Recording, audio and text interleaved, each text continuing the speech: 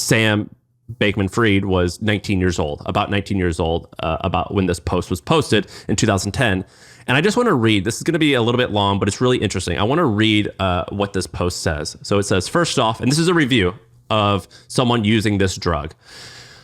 First off, I'm a 19-year-old male, about 170 pounds, who is experimenting with nootropics out of curiosity. A few months ago, I ordered a bottle with 60 doses of 5 milligrams of selegiline from a research chemical site, and I've been taking it pretty much every day.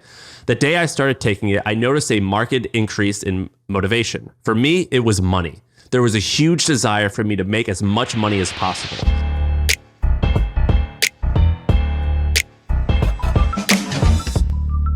All right, what's going on? We have an awesome episode. So we're going to start off by talking a ton about controversy. In fact, this entire episode, it feels like it's about controversy. So the first part is on FTX, and we talk about the drugs that they are on. And it's kind of funny, actually, how ridiculous it is. The second thing we talk about is LiverKing. You guys have to hear this story. It's about this yoked guy who's like this fitness influencer who's built this $100 million company. Turns out he's been on steroids the whole time. But in my opinion, that's actually not the most interesting part. The most interesting part is like these emails that we got our hands on about him talking about how he was going to get huge on Instagram, and he totally called his shot. And then we talk about buying and selling high, really expensive real estate. We're talking like things that are like 30, 40, $50 million, and how this one woman, Katie, bought some real estate that kind of sent some signals to Shaan, and how he thinks it's a little mysterious and how she actually afforded that. It's a really, really interesting story. So check it out. I think you're going to like this episode. All right, we're live. I have two interesting things to bring up to you. And I think they're both pretty hilarious. Hit me. The first one, we've talked about FTX. We've talked about Sam Bankman-Fried. But something, and then the next two segments, I completely ripped off a YouTube channel called More Plates, More Dates. So I don't want to take credit for any of this. Something that's interesting is that these guys were doing drugs, like sometimes they call them nootropics, but they're really just amphetamines or drugs. And they were talking about it publicly, where looking back, it's just hilarious how blatant this was. And they just were rubbing it in our face. And so I want to talk about that. Do you know anything about that with these folks? So I know what you're talking about. I know that they were kind of like open about it, promoting it, but not... But like you said, this wasn't seen as too much of a red flag. It was sort of almost like, oh man, this is that like ultra competitive nerd thing where they're like basically, I guess doing Adderall and making all this money. So when you're making money, it's like not seen as much of a bad thing. When you scam people and lose everyone's money, then it's like these drugs are a problem. All right, so this YouTube channel, it's called More Plates, More Dates. It's the guy who breaks down like what drugs different celebrities are for different roles, whatever. And he goes into in-depth analysis on it. And it's pretty nerdy, but it's quite awesome.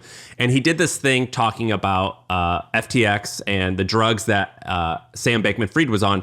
And a few interesting segments. The first thing, so basically this whole FTX saga, it boils down to like two interesting people. So Sam Bankman-Fried, who's like the leader, and then like his right-hand woman, what's her name? Caroline Ellison, I believe. So in April 5th, 2021, listen to this tweet that she put out. Nothing like regular amphetamine use to make you appreciate how dumb a lot of normal, non-medicated human experience is.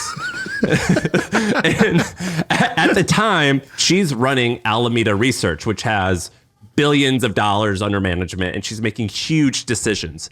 And she tweets out, the dumbest thing, this morning I was lying on the couch reading a book, then I decided to go for a hike, but it took me like half an hour from the point to muster the energy and motivation to actually get from the couch. I guess this means this is when she wasn't on drugs. And the hike, it was good. My body had no problem making the countless exertion of effort involved in ascending and climbing this, whatever.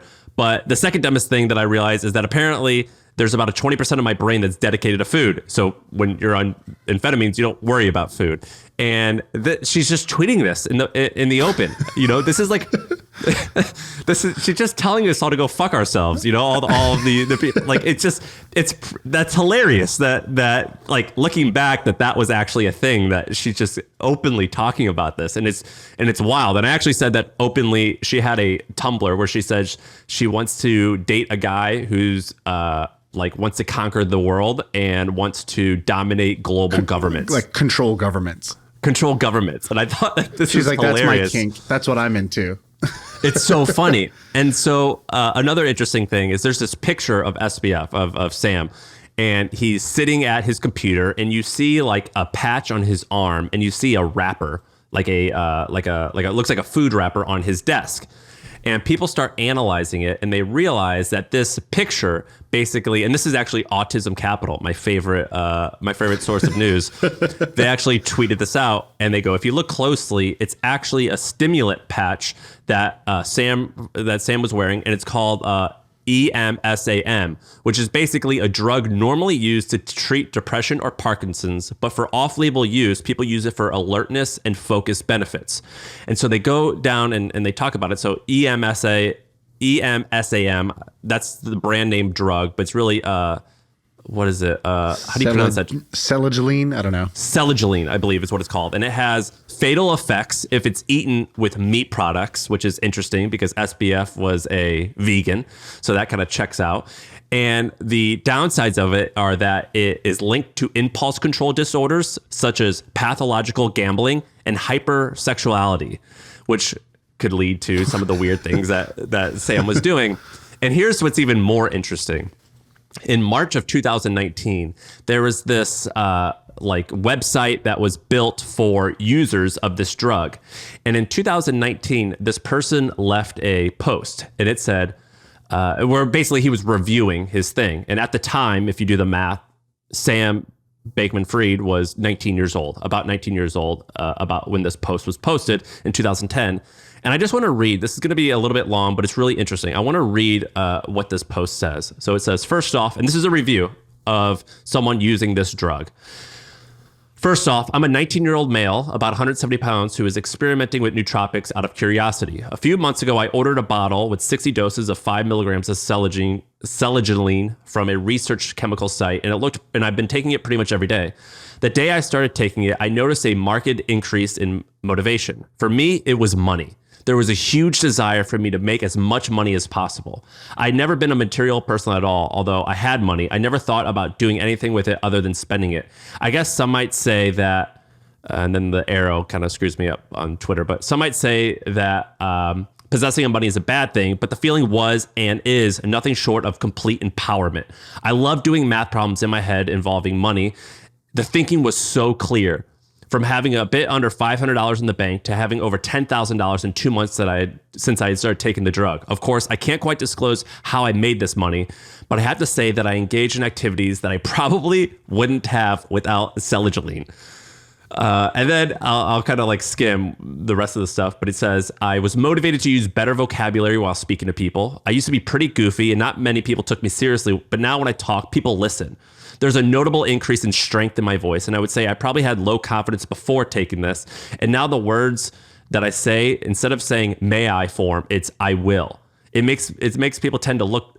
It makes me tend to look down on most people, but not in such a way that it would affect friendships, although a few friends mentioned to me that I changed because of my general mindset. This probably sounds incredibly cocky, but it's true confidence. I'm still nice to people.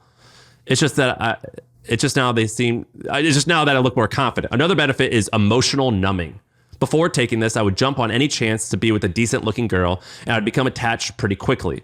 On it, I'm completely rational, and my emotions are never affected by my thinking. I'm not even looking for a girlfriend until one can rationally show me that she's really worthy. Girls love to play the game, to say the least. I'm calmer without emotional outbursts. When I get upset with people, I simply use my enhanced charisma to undermine them rather than losing control. This is awesome.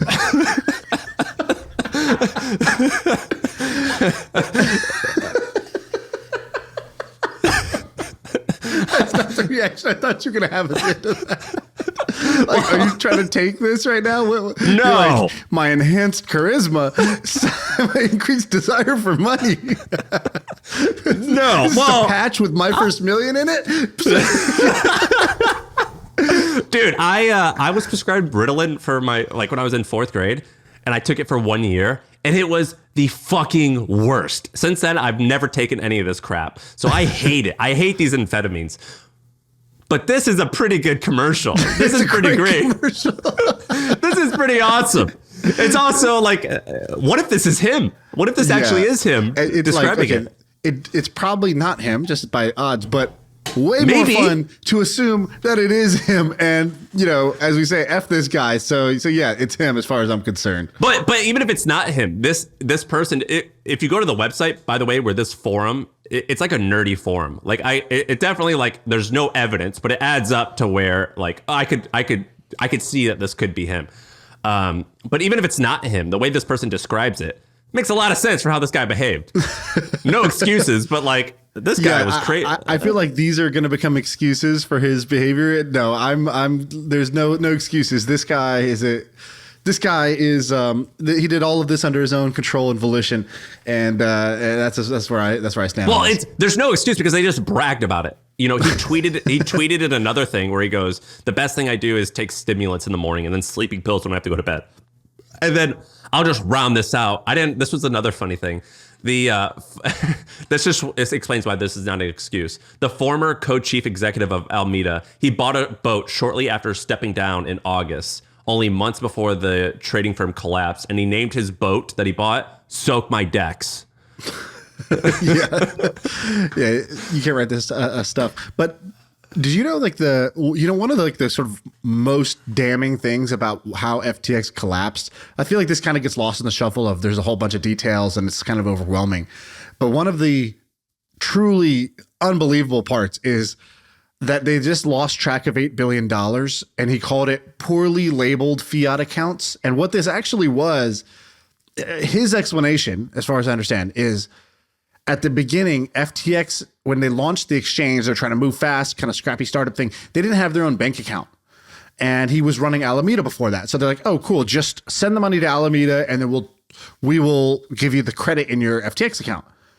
And they never trued it up. They never moved the money from the Alameda account to the FTX account. It just accrued in the Alameda account, and then they just used it to trade. So the money literally never even made it to the bank account of the company itself. And that's what he meant when it was like, people are like, did you loan the users money? Did you do this against the terms of service? Did you lend this out or give this away to your other company? It's like, no, actually, I never even got it. It went straight to their bank account. I never even realized it. We forgot to connect the link later. And so $8 billion of deposits just went straight to Alameda and never even touched FTX. And we were just like, it was just being like, marked on the account. Yeah. Lazy, unorganized, or fraudulent, right? Like you take your pick, pick three, as far as I'm concerned. And so that I thought was crazy. So, these stimulants aren't so stimulating if you forgot to pick up the $8 billion that your business is generating. Like, if you get beyond the fact that people are hurt here, which is a big deal, but get beyond that, it's hilarious. You're like, it's funny. It's funny. Like, this is just what's funny is how ridiculous this is. And I fell for it too.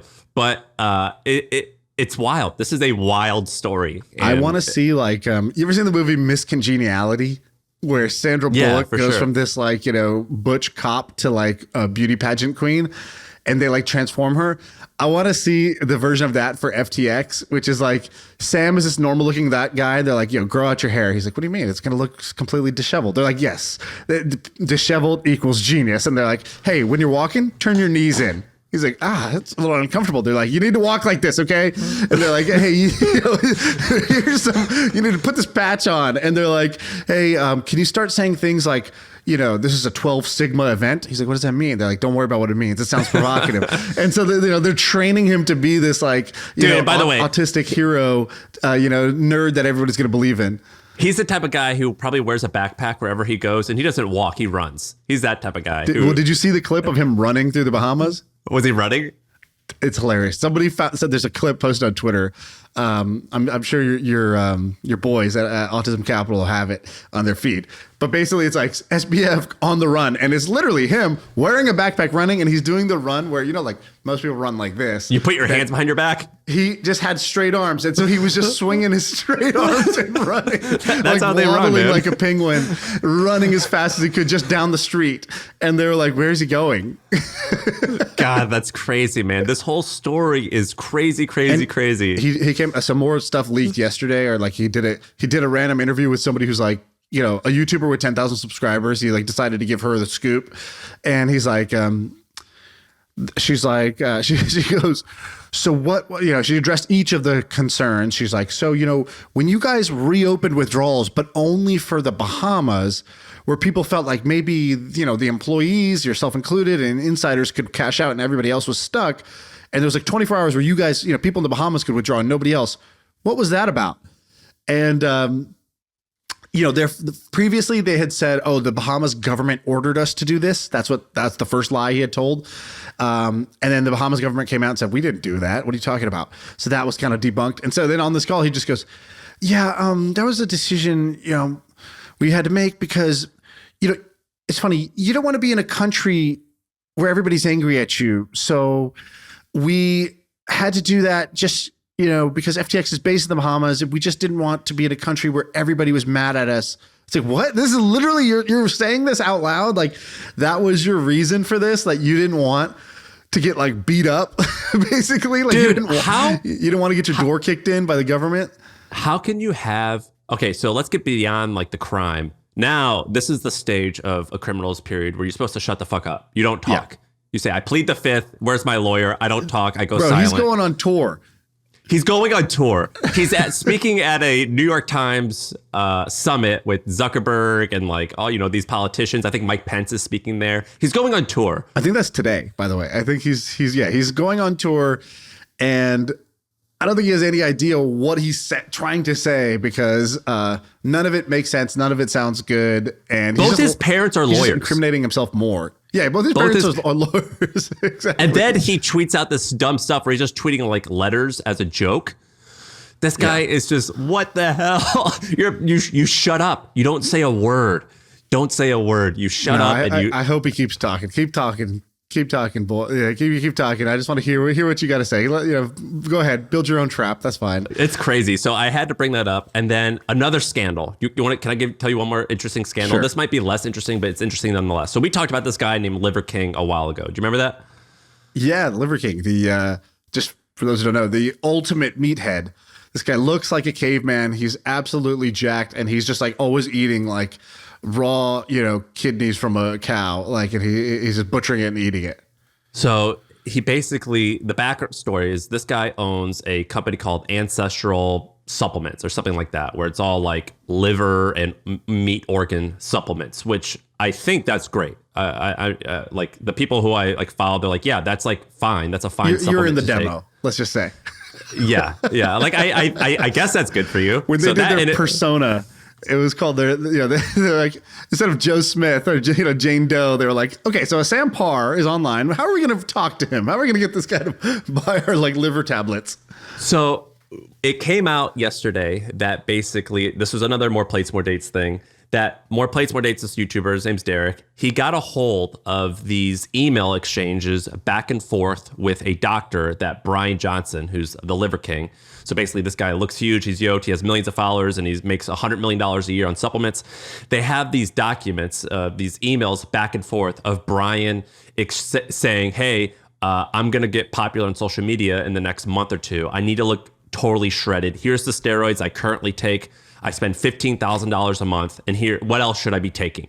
And so, spoiler alert, he's on steroids, but that's not the interesting thing. He's on lots of steroids, and the reason this is a big deal is for the past year or two, he's gone on podcasts and he's explicitly said, there's not a chance I'm on steroids. No, I'm not on steroids. I only do this because I eat my liver, which you guys should buy too at my website. So that's shady, but whatever. He's on steroids. But here's what's interesting. I wanted to call out a couple of different things in the emails that he wrote. So he says, let's dig right in. As it relates to my goal, I'm the face of several brands, including Ancestral Supplements, and I've hired a team to build the LiverKing brand with the goal of 1 million followers by 2022.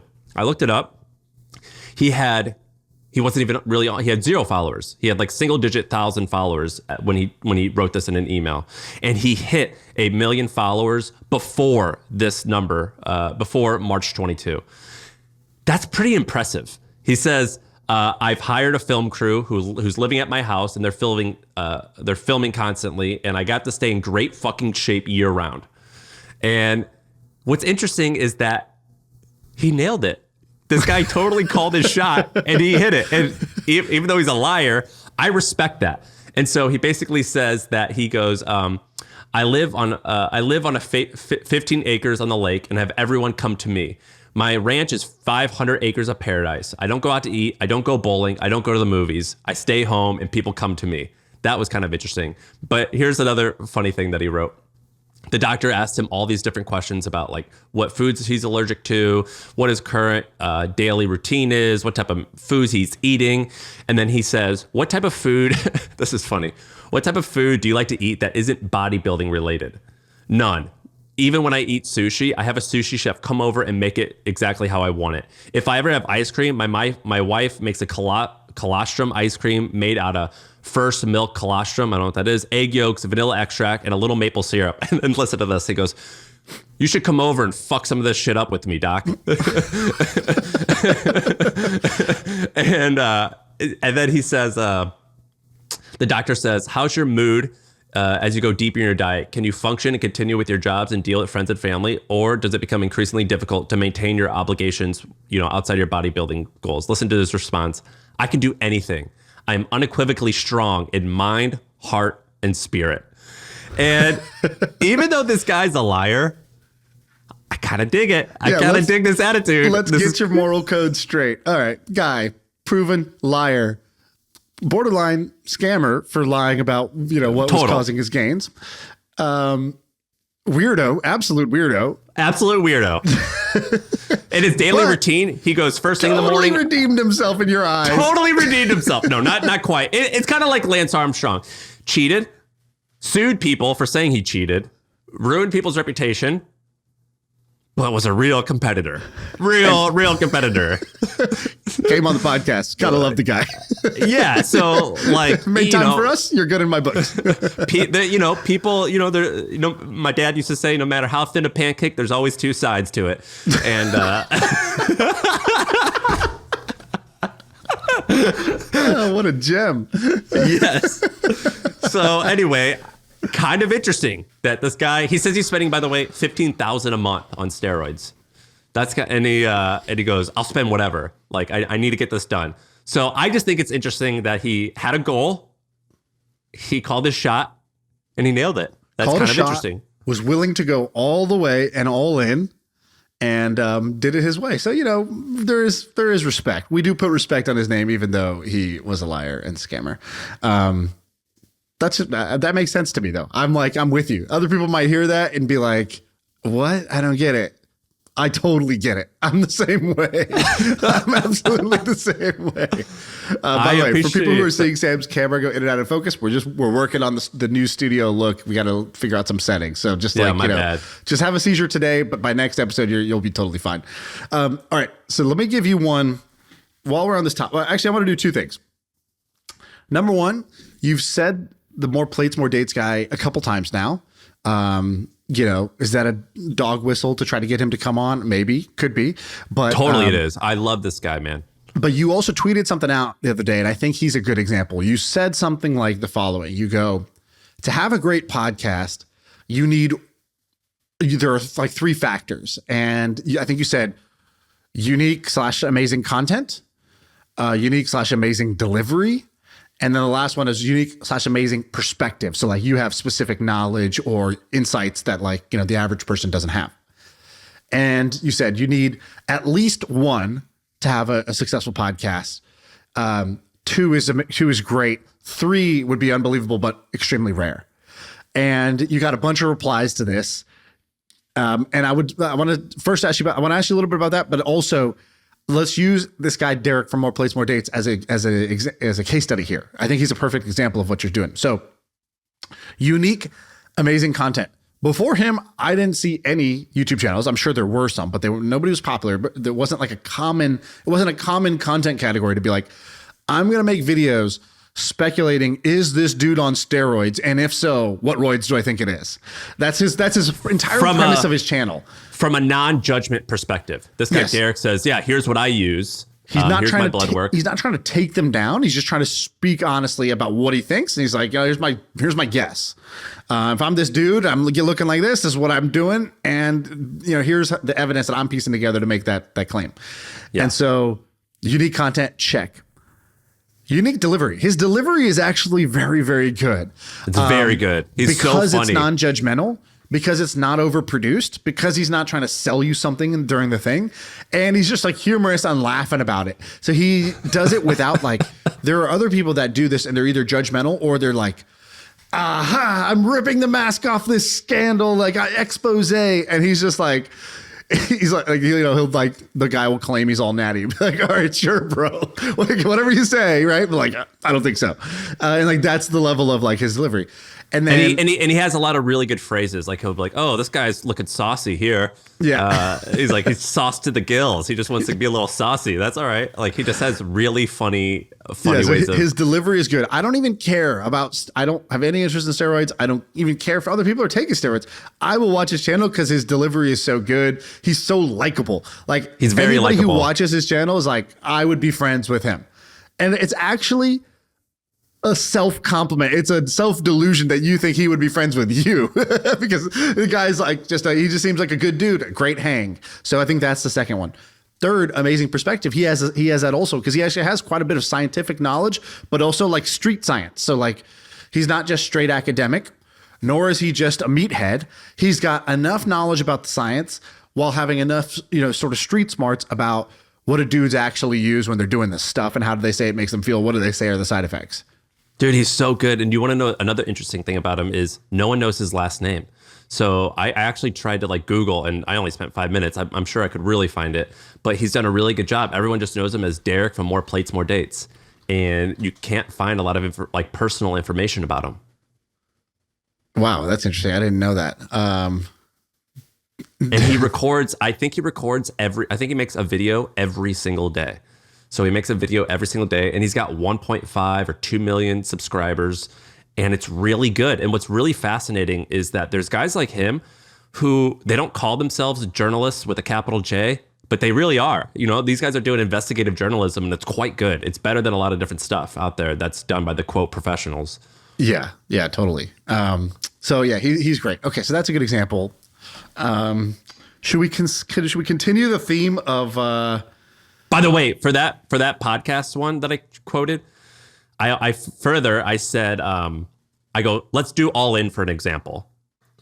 Their delivery, it's decent. I said it's decent, which I thought was like a compliment, but I was like, their delivery is pretty decent. They're not like a comedian, you know, they're not like Serial or like some like investigative it's not thing super where it's well produced and cut and edited and or like a unique format that we haven't seen before. It's like, you know, 4 dudes on a Zoom call. Yeah, 4 guys on a Zoom call, sometimes speaking through AirPods, and like they're quite funny, they're quite charismatic, but they're not like 10x better at that than other people who are. I'd say it's definitely above average. Like, you know, the intros they do, the kind of ball busting and like the way. Yeah, but that's not 10 times. That's not 10 times better than the other people who just of that average. That magnitude. I'm comparing them to like the other like people who are doing great. Yeah, it's maybe better. It's maybe worse than a some. It may be better than a lot. And then what else did I say? I said their delivery was decent. Their content, like the format and everything, that's just normal. It's just 4 people who are speaking. It's kind of rare that you have. Well, they're talking about current events, which is not like current events and news, which is not like super unique. It's not like super content angle, right? That in itself is not the unique part, but the thing that makes it amazing is that it's them. It's 4 people who are incredibly like ungodly successful. Potentially some of them are billionaires, and they sit down every week and they talk about all types of stuff in an unfiltered way. That is 10 times better than most things that are trying to become that. And that's why they're awesome. And people, including Jason, I think Jason, one of the hosts, he was like, I think he thought I was insulting him. And I'm like, no, dude, this is a compliment. I said like, it's like saying like LeBron is like good at a lot, like he's such a great basketball player, but maybe he's not the best at blocking shots or whatever. Yeah. And people got mad at me and they're trying to pick a fight, and that was not my intention. To me, I was complimenting them. Yeah. I thought you were complimenting them, but you have a way with words where you'll add a little period after a word. You're like, it's decent, period, and that kind of sounds like, you know, like. Like you gotta watch the periods, dude. The periods totally change the tone. Like if you're using a period, like it's fucking Twitter. I have like 190 characters, and you used one of them on a period, and you didn't. You know that thing that adds the tone, right? I did not mean it that way. I did not mean it that way. Well, you also doubled down after he was like, whatever. He put the I took that personally meme up there. You were like, I said what I said. It's decent. Oh, I didn't double down. I don't backtrack. I'm like, dude, yeah, your delivery's like pretty good. You're not like Theo Von. You don't say like the most like funny shit on earth. You say pretty great stuff. But whatever. That's my point. Sam, the kind of guy that doubles down on a 17 in Vegas. He's like, whoa, sir, are you sure? I said what I said. Give me another card. Our software is the worst. Have you heard of HubSpot? See, most CRMs are a cobbled together mess, but HubSpot is easy to adopt and actually looks gorgeous. I think I love our new CRM. Our software is the best. HubSpot. Grow better. All right. So I have one that's not in the category. We did SBF, liar, probably fraud, scammer, whatever. We did LiverKing, liar, probably scammer, probably allegedly, whatever. This is not that, but I am calling this the curious case of Katie Haun.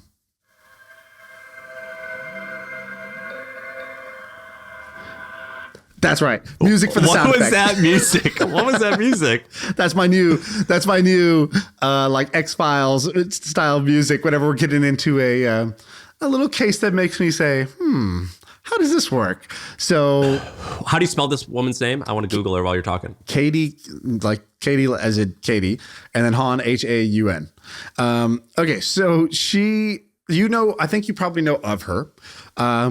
Seems like a great person. So, I think her backstory is kind of like, went to Stanford Law, and then worked for the government. So I forgot she was like federal prosecutor or something. It was her job title. Let me find my notes here. So, okay. So she goes to Stanford Law. Then she spends a decade as a federal prosecutor for the DOJ. And she's, and then she creates at one time the government's cryptocurrency task force. And we know her because she was involved with or helped, I think after the fact, with the Silk Road case. So the Silk Road was, that website where people were buying and selling drugs and, you could buy anything, assassination attempts. So you could buy a lot of crazy shit on there.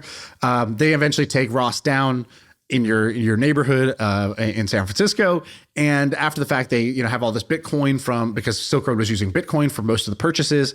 And so she's involved in that case. That's kind of how she got on my radar. Was she did a great interview with Tim Ferriss where she's talking about that story. So, I hear the story. That's kind of amazing. Like this person who was just grinding it out as part of the government. And that's kind of was the impression I had of her, was this like awesome civil servant. So imagine the look on my face when I hear that Katie Haun just purchased a $41 million home in Atherton. $41 million home. What's going on here, Katie Haun? Like, how much do you have to be worth to buy a $41 million home? Go to DOJ, average salary, federal prosecutor, $94,000 to $150,000. Okay, so she worked there for 10,000 years. No, okay, that's not it. So what's been going on? So Katie Haun at one point, with that DOJ seller, she could pay her property taxes for a month. Yeah, the gardener is like, her property is making that.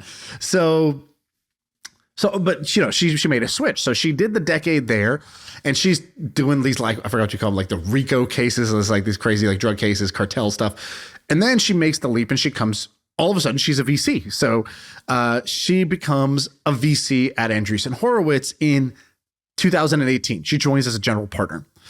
The year before that, 2017, she was named to the board of Coinbase. That's interesting. I guess they wanted a diverse board member who had a different background. Coinbase has you can't say that she's I mean, that's bullshit. No, I'm saying like her work history. So she's not a business person. Okay. She's from like the regulatory side of things. That's her expertise. So that's a good person to have on your board. Somebody who was part of the government's cryptocurrency task force. Definitely see the value there. But how much value is what I got to ask. That's the question of the day. How much value? And what's this too much value? Okay, so she joins the board and she gets, on the day of her IPO, it was worth $73 million. That was April 14th, 2021. And she sold pretty much the top. So she was selling at, she was sold at that price, and then she sold even more as it went up to like whatever $300 something a share. It's currently trading, for far less than that. So let's see what Coinbase is trading at today. Coin stock price, I think like 40 something bucks a share. Yeah, $41 a share. So she sold at like the whatever 300s, 380, 380s type of range. Almost and 10 now times. It's at $40. So sells the absolute top. But what I have to, the question I have, and I'm not saying she did anything wrong or illegal. Yeah, more power to you. What I don't understand is, why did this person get $100 million for sitting on the board? Is that not an outrageous number? So like I don't think there's any wrongdoing, but goddamn, how did somebody make so much for doing so little? Like a board seat, a board member does not work very hard for the company. A board member does not usually create this much value. I thought board members typically got like $250,000 a year, like $250,000 that's the normal a year. board compensation. So what I want to know is, why did this board member get $100 million? And I don't know if you know the answer to this, but that is why it is the curious case of Katie Haun. What you're asking this question. You're asking this sounds like a leading question. It sounds like you have an opinion, but keep in mind, I'm looking just at her LinkedIn. I'm a dummy about these things. She founded a thing called Haun Ventures, which has a $1.5 billion fund that's focused on Web3. And I believe she's the only partner. So the fees on that alone, 2%, a venture capitalist gets 2% management fees on is typical. And her $1.5 billion fund, and she's the only partner. I think that's $30 million per year that she takes as her management fees. That's fucking crazy. And when she was at Andreessen, again, hard to know the exact specifics here, but like their A16Z crypto fund was $7 billion, I think, at the time.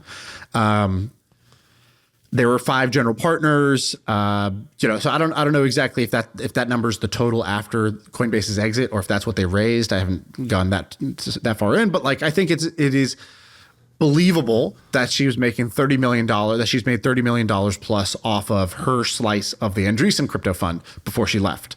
And by the way, I think her portfolio there, Coinbase was the only one that has exited. There's Arweave, there's Autograph, there's Royal, there's a bunch of others, but like these are early bets, right? Because we're only talking 4 years ago when she joined the fund. So kind of crazy that somebody made $100 million plus off of their board seat after working for the government for 10 years. Yeah.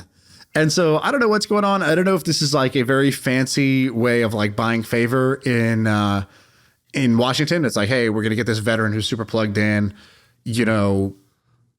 great. She gets this, really capital, really strong comp. And, she's going to make sure that the right people, think favorably about Coinbase. I don't know if it's that. I don't know if this is standard. I don't think this is standard for what board members make. Yeah, that's crazy. Just what did the other board members what's going on there? Did you look at the other board members? During the S1, you could see kind of who the other major shareholders were. I didn't see any of the other board members that were there, but I could be wrong. So there's Mark Andreessen is there, Fred Wilson. Those are the investors. Maybe, yeah. I mean, hers is just outsized. So like, I don't know who's Gokul Rajaram. I think he might have been another board member. So let me see. Coinbase. I don't know if he worked there or if he was a board member. But he got, whatever he had was 600,000 shares. Hers was 5.9 million shares. So like, That's just crazy. definitely like a step higher. Yeah. He was also a board member. So like, for some reason, she got 10 times more in her stock grant than this dude Gokul did.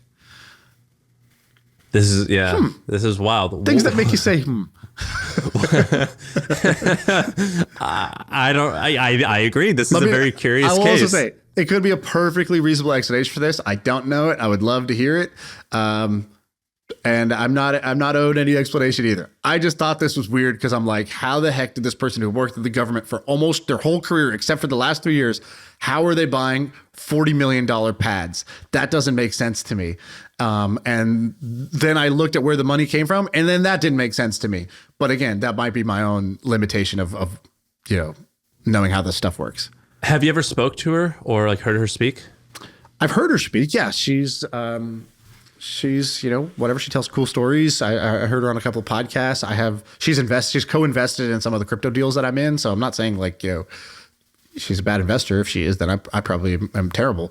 So I don't know much about her from that angle, but there was one other funny thing. So there's this guy, Liron, who, Liron Shapira. I don't know if I said that right, but have you seen this guy on Twitter? No. He's a fan of the show. He? So he listens to the show. He is also the #1 like crypto skeptic on Twitter. So his mission is basically to just expose the the fallacies, scams, and hypocritical things about Web3.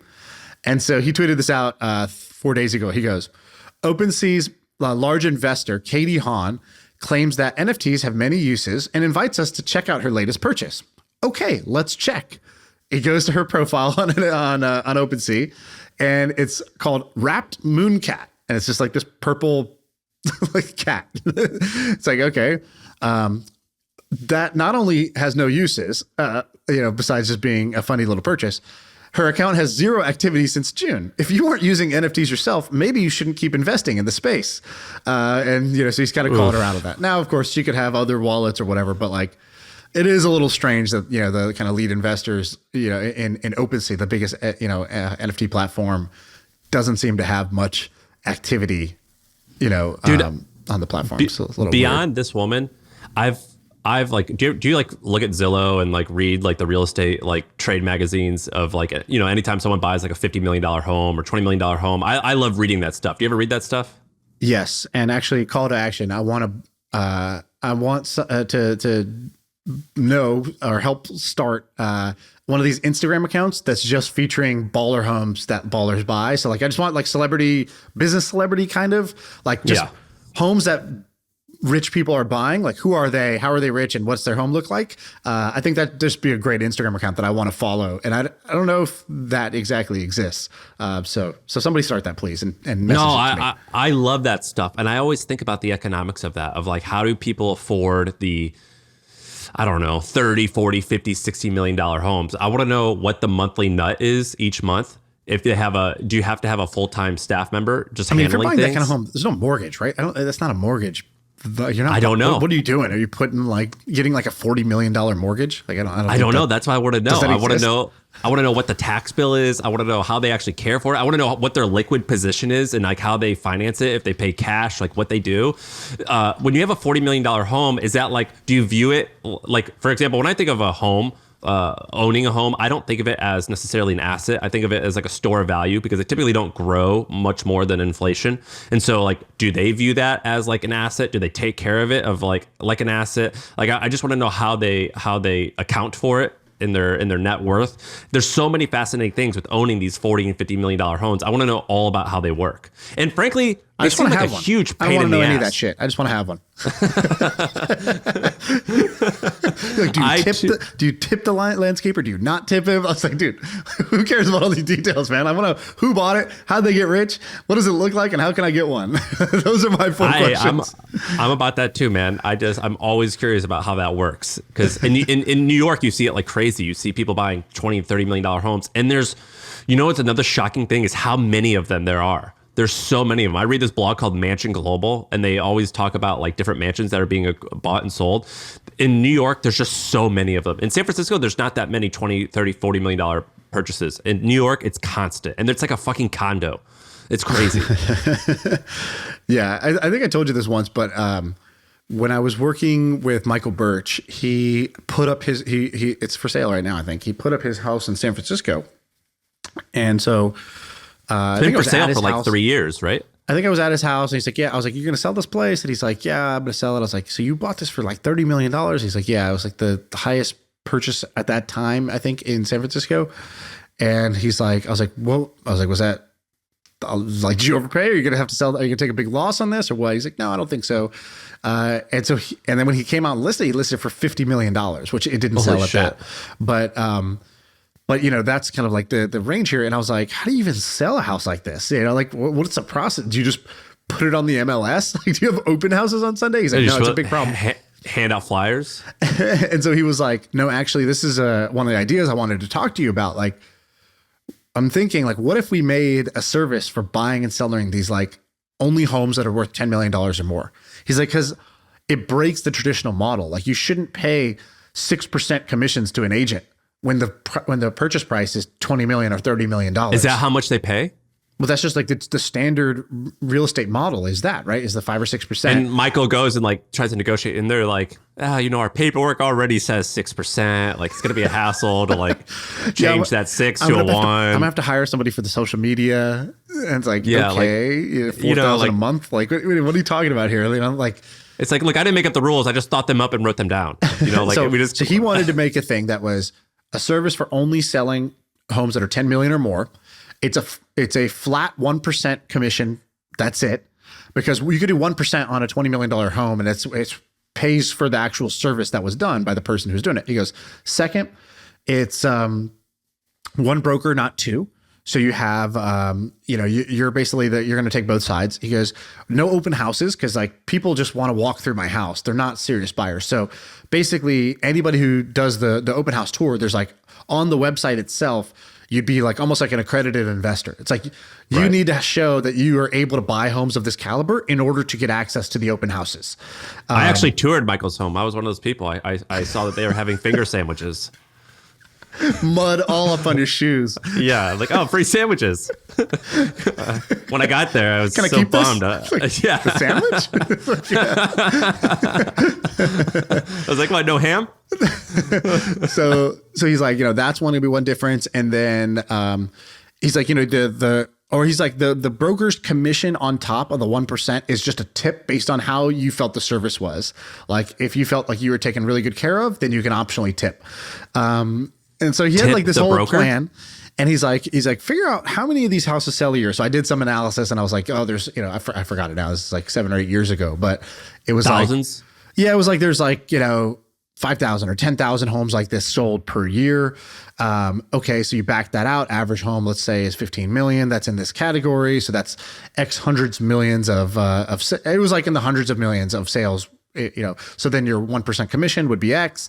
And okay, how would you take the market? Oh, these are all your friends. Okay, that makes sense. We could get the first 100 people just out of your network. That makes sense.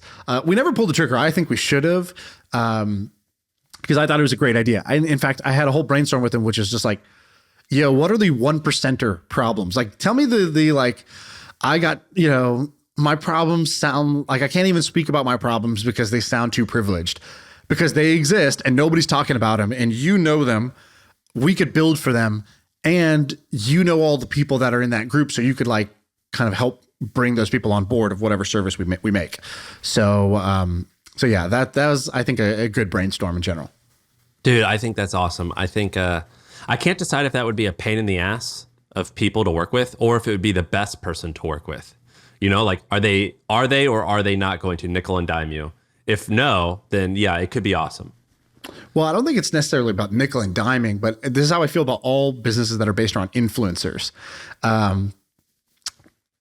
It sucks doing an influencer-based business because you are pretty much always groveling at the feet of these people who they should take your offer. It's in their best interest, but they are just busy and they have too many offers and they don't care.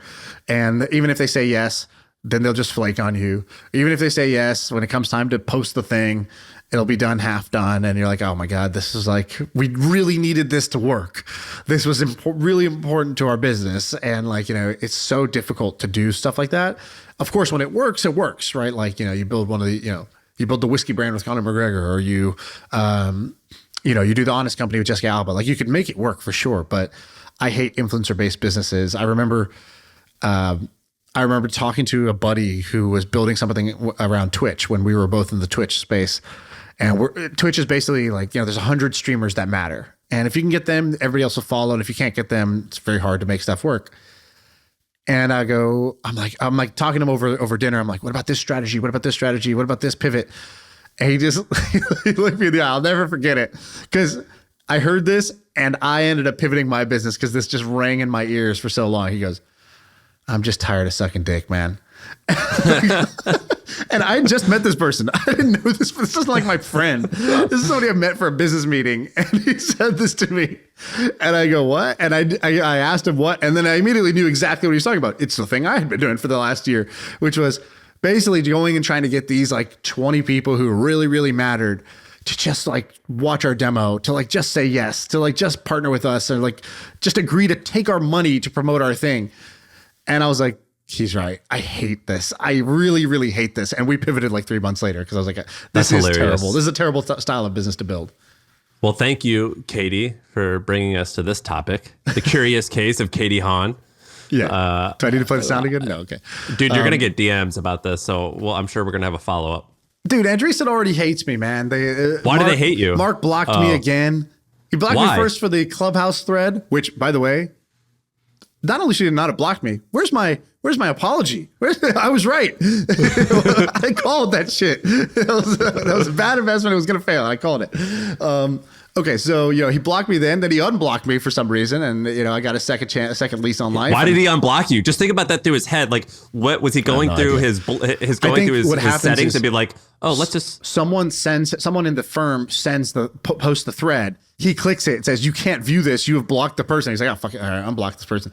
So yeah, unblock. That's the only thing I can imagine how I would even show back up on his radar. I don't know. Maybe just laying in bed going through his blocks, be like, oh, I miss him. The one that got away.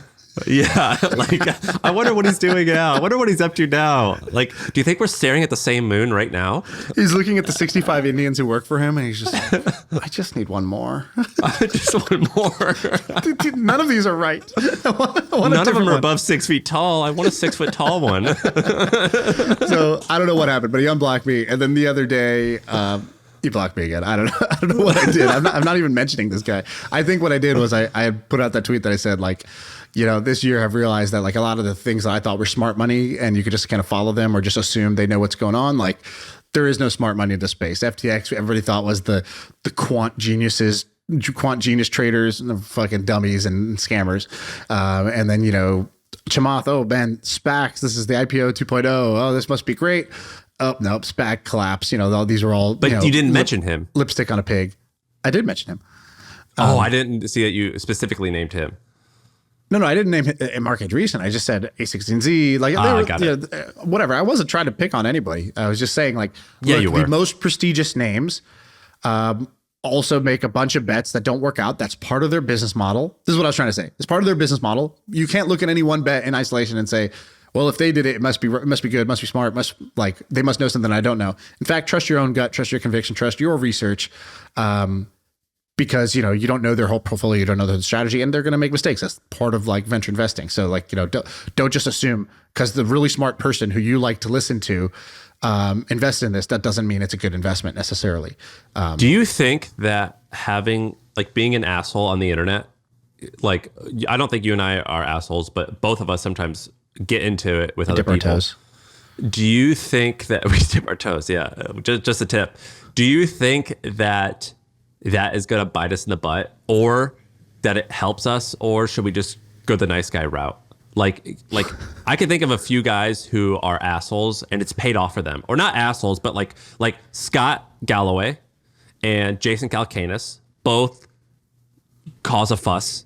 They get into it with people, and I would say been a net positive for them. There's a few other examples where I could just say it just has ruined their reputation. But do you think, and then there's other guys who Jason Lemkin. Who did it ruin? Do you know Jason Lemkin? I don't know. I mean, there's people I follow where I'm like, oh, you're just a joke. And I don't even want to mention them because I just don't want to do that. But there's people who because I can't think of them. No, I definitely can. I'll tell you off air. But like I messaged you one the other day where I'm like, this person, they're working through some stuff. Okay, gotcha. And anyway, I just think that sometimes it hurts their reputation, but other times it's definitely been beneficial. Where there's guys like, who Jason Lemkin is? I love Jason. He does SaaStr. Yeah, he's great. Just generally a positive person, and I never hear him. He goes out of his way not to disrespect people. Right. Another guy's Nathan Barry, goes out of his way in 9 out of 10 times to not disrespect people. The one time he called someone out, which was Gumroad, I was like, oh, well, Gumroad must be bad because Nathan never is rude. Right. Do you think that being rude has its benefits, or are you going to try and be like the nice guy? Both. I think being a kind of call out artist has its benefits, is very addictive. You could be right, you could be wrong. It kind of doesn't matter. You're provocative. People will pay attention to you. People will fight with you. It definitely draws attention. So if your goal is attention, it definitely works. Having said that, doesn't really generate a lot of positivity in your life and doesn't add a lot of value typically. Sure. Unless you go full on like a WWE character, which is what I consider like Scott Galloway to be, where they just, hey, I'm going to take this super strong stance. I'm going to argue it. And like, if I'm wrong, like the truth or accuracy is like sort of secondary. I wouldn't say it's not important, but it's secondary. Like the more important thing is to have like strong opinions that get shared, that get read, that get commented on, that cause a debate. Because that's what drives clicks. That's what drives followers, things like that. So there's strategically, I see the advantage. Life EV, I think it's kind of net negative. And, but I also don't think you should just be like Mr. Nice. We know a bunch of people that are like this, that will talk mad shit in text messages to us, but they won't, then publicly they'll suck up to those people. And it's like, that is disgusting to me. That I actually judge the worst. I would rather, just speak my mind, but sometimes realize that like, A, I'm wrong, more often than I'm right. And B, like, sometimes it's just not worth the hassle. Like you don't need to say anything at all. You could just kind of go on with your day. Is there any time that you've been rude to someone on the internet and you've lost sleep over it? No. Really? Can't say really? that that's happened. That's crazy to me. That is crazy to me. That you do that? You feel bad? You feel guilty or something? Or what happens? Yeah, sometimes I'll say something to someone. I'm like, oh man, I was too rude. I came off cold. I'll question it. Like I'll say, that was maybe a bit much, or like, I should have just stayed out of it, or whatever. But I don't like. I guess loose sleep just sounds so serious. Like for example, when I wrote that Clubhouse thread, serious. When I wrote that Clubhouse thread, I remember getting a message from I won't say their name, but somebody I respect, I admire, somebody super smart, and somebody who's kind of like loosely affiliated with that, Sure. like the project. So, and they were like, oh man, this Twitter thread, like, I'm torn. On one hand, amazing storytelling, and I think you might be right. On the other hand, I don't really like, tearing down like a startup, like, startups are, small, fragile things. Like, I don't really like teardowns in general. We should be building each other up. But like, this was whatever. This was like, it was super interesting the way you wrote it. And I was like, yeah, I think that's right. Like, I think that's a really fair point. Like, I have nothing against them. It's not like I wanted it. I was not like I was rooting for it to fail or anything like that. I just thought this is what might happen based on my previous experience in the space. And I thought this is how it might play out. And I just wrote it and I just sent it. And I thought, there's something to that. I don't really want to, even though I know I could make it my thing to be the teardown guy, I don't like where that leads me. Right. I don't want to corner myself in that area. So you know what, like, let's just, what I'll often do is I'll say it and I'll say, let me see how that goes. Let me see how I feel about that. And maybe later I'll say, you know what, I should have just stayed out of it, or I shouldn't have said that, or that was too harsh, or whatever. And okay, lesson learned, but I just sort of move on from it. I don't really like, dwell on it. It's like, I'm okay floating, like it's a trial balloon. It's like, let me just put that out there. I'll do this with ideas all the time too. I'll be like, I want to do X. Anybody want to work on this with me? And then people will DM me and I'll be like, after I see how kind of like the first 3 days went and I kind of slept on the idea a little bit, like, no, I'm just not doing that. And I think people find that very strange. And like, but for me, I'm like, I don't know, this is like an experimental platform. Like, I'm not like, I don't know. It's not that serious. It's okay to like say something and change your mind, based on, further reflection or information. That's okay. Like when you tweeted out that you're going to put X amount of your net worth into crypto, and then someone automatically wrote an article about it, and you're like, well, like it's a discussion. No, I did that one. But that's the funny thing. Like, this happens all the time. People could tell you when they buy. They don't usually tell you when they sell, or they don't tell you if they hold. Right? Like they don't tell you in either direction. So people make a whole lot of assumptions about things. Like, somebody told me this stock was great, and then like it turned out to be dog shit. I was like, oh man, we got busted on that one. He's like, no, I sold it like at the top. I was like, dude, where was my message for that? Like, you only told me the buy part. All right, I think that was a lively discussion. Is that the pod, or you want to do one more? No, that's the pod. I have a bunch of other topics, but yeah, that we'll have to save them for Monday. Yeah, we have a bunch of cool people. We have Austin Reef from Morning Brew coming on. Formerly my nemesis, now one of my great friends. He's going to come on. Who are the cool people that are coming on? Got him. We have a bunch People of, don't know this, by the way. Austin, Sahil, these are our friends. We make fun of each other all the time, and you know, it's just a competition to see who can get the right zing in on the other person at the right time. We have Austin. Do we have anyone else interesting coming up? We got the founder of Whoop is coming on. We're gonna do another Millie Awards, where we do our end of year awards with Andrew Wilkinson. The 3-year tradition now, and I think that's kind of the most popular episode of the year. So that one's coming up. And then early next year, we're having the return of Deer Deck. Oh, Rob he's Dyrdek's coming on. back. Dude, Rob's been on a tear. I think Jonathan booked him. We got in a little bit early. We were early on his podcast journey. I take a lot of pride in that. He was on Impulsive the other day, and I watch all of them, man. He's inspiring. The guy's awesome. He's great. He's the real deal. All right, cool. I'm looking forward to that. All right, that's the pod.